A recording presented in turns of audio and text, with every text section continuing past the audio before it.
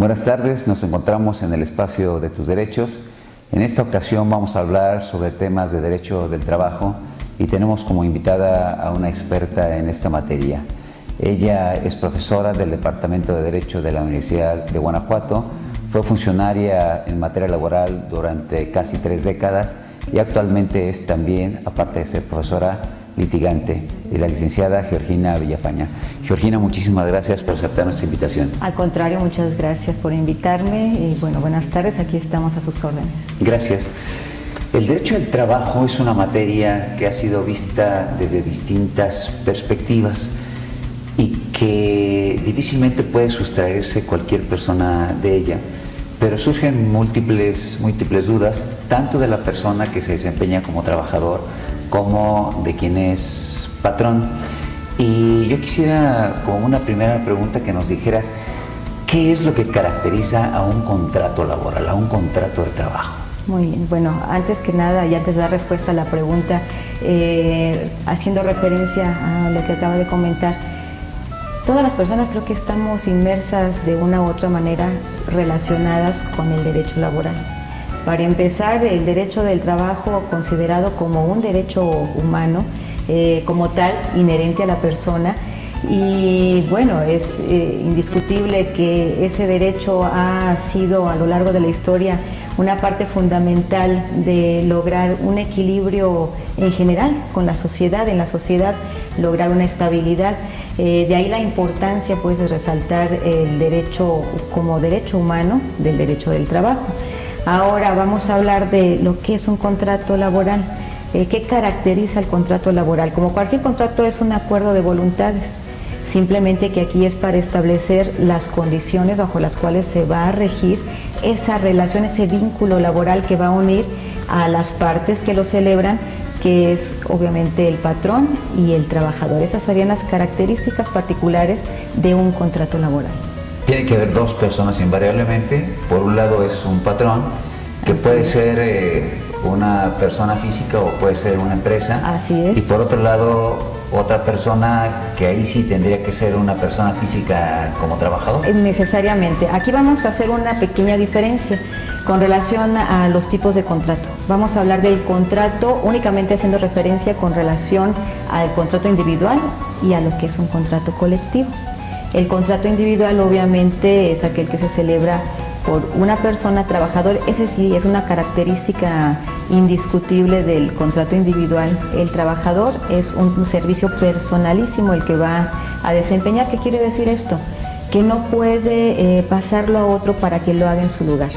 Necesariamente tiene que ser la prestación a través de la persona contratante, en este caso quien es contratada, que es el trabajador. El patrón, ahí sí puede ser una persona física o una persona moral. Ahora, en el contrato colectivo, ahí se puede celebrar a través de también un patrón persona física o bien patrón persona moral con una colectividad, con el grupo de trabajadores en su totalidad que laboran para el mismo. Sin embargo, ¿quién va a firmar ese contrato? No pueden firmar todos los trabajadores, lo podrían hacer, pero obviamente la ley establece una figura de representación de la colectividad de trabajadores a través del sindicato.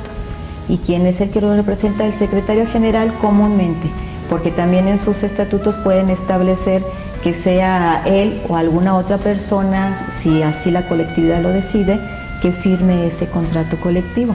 Entonces es una pequeña diferencia entre ese tipo de contrato. Lo que es común es que ambos van a establecer las condiciones.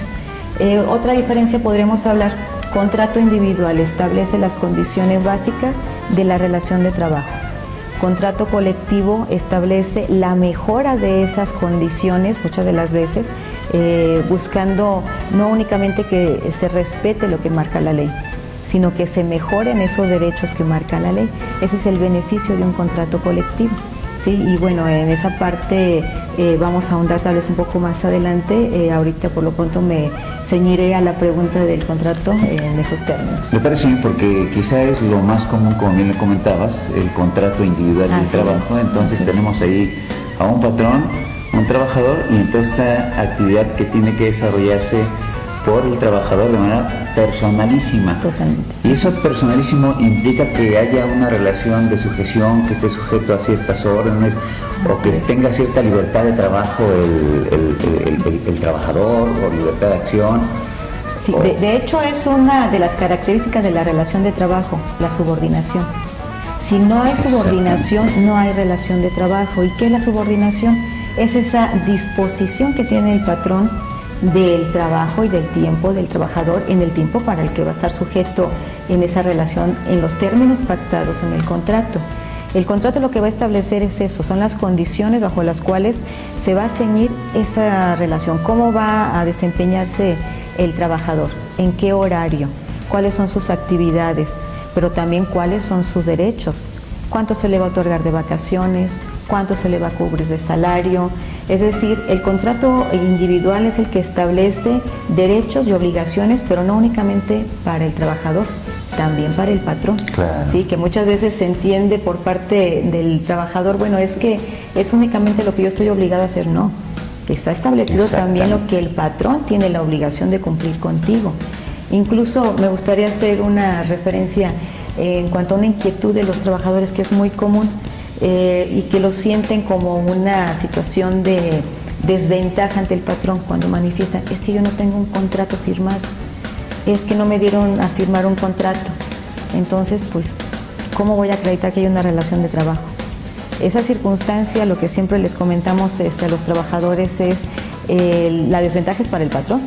Curiosamente, el trabajador lo ve como una desventaja, no es así, porque a quien va a ser imputable la falta de ese contrato es al patrón. La ley le establece la obligación de que ese contrato sea por escrito, y si no está por escrito va a ser imputable al mismo. ¿En qué le puede perjudicar? Bueno, pues tan sencillo que al momento de que tenga un conflicto laboral, que quiera dirimirse ante las juntas la solución, bueno, pues ¿cómo va a acreditar en qué términos fue contratado el trabajador? Exacto. ¿Sí? A él le corresponde la carga de acreditarlo. Por eso para el trabajador realmente esa circunstancia no es tan problemática como lo ve, sino para el patrón. Porque parecería que la mayor parte de las ocasiones los contratos son verbales más que escritos, ¿cierto? Sí, efectivamente. Y sí me atrevería a decir que en la práctica muchos patrones, sobre todo, digamos, en pequeñas fuentes de trabajo. Exacto, generalmente ya grandes empresas sí tienen ya la costumbre, bueno, y sobre todo ya grandes empresas generalmente tienen un contrato colectivo porque ya hay sindicato. Claro, pero sí tienen el cuidado de establecer por escrito las condiciones bajo las cuales se va a regir la relación de trabajo, sea de manera individual o sea de manera colectiva. Generalmente en pequeñas fuentes de trabajo es más difícil encontrar que se cumpla con esa obligación del contrato individual. Claro. Georgina, ¿puede haber contratos de prueba que venga el empleado y esté en un determinado periodo y no haya obligación del patrón para que lo conserve de manera permanente? ¿Esto es posible? Sí, así es, y esto es derivado de la reforma de la Ley Federal del Trabajo en el 2012. Anteriormente era común que se hablara de una mala práctica por parte de los patrones de tratar de evadir responsabilidad señalándole al trabajador que ingresaba, estás a prueba, te tengo determinado tiempo. Y concluía para el patrón ese periodo de prueba, que la ley no lo contemplaba como tal, y muchas gracias, no tengo ninguna obligación contigo. Ahora no, ahora ya a través de la Ley Federal del Trabajo se establece esta figura de un posible contrato a prueba, que es la posibilidad que tiene el patrón de contratar a un trabajador con la finalidad de establecer si efectivamente reúne las características que requiere para el puesto que está pendiente de cubrir.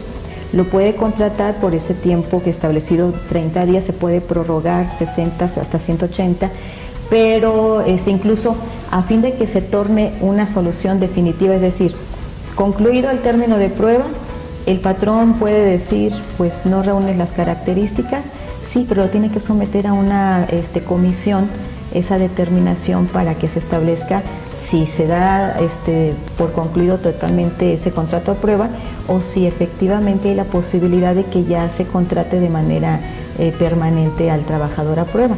¿Cuál es la ventaja? Que durante ese tiempo el trabajador está protegido. Claro. Está obligado a tener seguridad social, que eso es lo más importante. Tiene la garantía de que tiene que cubrirse el sueldo. Entonces sí, esa protección que dio la ley a través de la reforma del 2012 estableció esa formalidad de este tipo de contratos a prueba que se venían dando, aunque de manera informal. ¿Sí? Pero con independencia de que dure 15 días o 30 días o 50 días o es hasta que sean los 180 días. Es decir, si una persona contrata a una persona 15 días o 30 días y se da cuenta de que no reúne el perfil, ¿tiene que someterse a esta comisión o...? Emite su opinión, vamos a decir, sí, porque la ley incluso, ahí sí la reforma fue un poco omisa en señalar el procedimiento a seguir, simplemente establece que al concluir el término de este contrato a prueba, a su consideración pondrá de la comisión correspondiente si se queda o si se va el patrón, el trabajador, perdón, en este caso. Por eso es realmente en la práctica no se han visto tanta la aplicación de estos contratos. Incluso no sé si recuerdas que en la reforma hubo una situación que se controvirtió mucho, el contrato por hora. Así es. Que señalaban, bueno, es que si ahora se va a contratar por hora, eso quiere decir, sí, pero aquí se dio una mala interpretación, porque se decía, bueno, es que entonces si se va a contratar por hora, eso quiere decir que si, un ejemplo, se pagan 80 pesos al día, que es el salario mínimo, bueno, ahorita son 80.4 pesos, pero vamos a cerrarlo en números redondos, dicen. Sí. 80 pesos el salario diario. La mala interpretación era, entonces el salario por hora son 10 pesos. Sí. No, pues es una afectación. Eso fue lo que creó la controversia, que decían que era una afectación para los trabajadores. Realmente no es así, porque se establece en la propia ley la obligación del patrón, de cualquier patrón, de procurar que por lo menos se le cubra al trabajador el salario mínimo. Con independencia del número de horas. Con independencia del número de horas, porque lo que la ley marca son máximos, no mínimos. Se establece como jornada máxima diurna, por ejemplo, 8 horas, ¿sí? Pero en ningún lado dice que no puede hacer menos. Es lo máximo que puede establecer el patrón. Hay también la posibilidad de jornada extraordinaria, sí. Se tiene que cubrir en términos de ley cuando se elabora también, pero sí no hay una cantidad mínima de horas. Si el patrón establece, bueno, yo voy a contratarlo por 6 horas, perfecto, pero tienes que cubrir el salario mínimo. Jornada. Sí. Si me permites, voy a hacer una pausa y regresamos. Okay, Nos encontramos en el espacio de tus derechos, volvemos enseguida.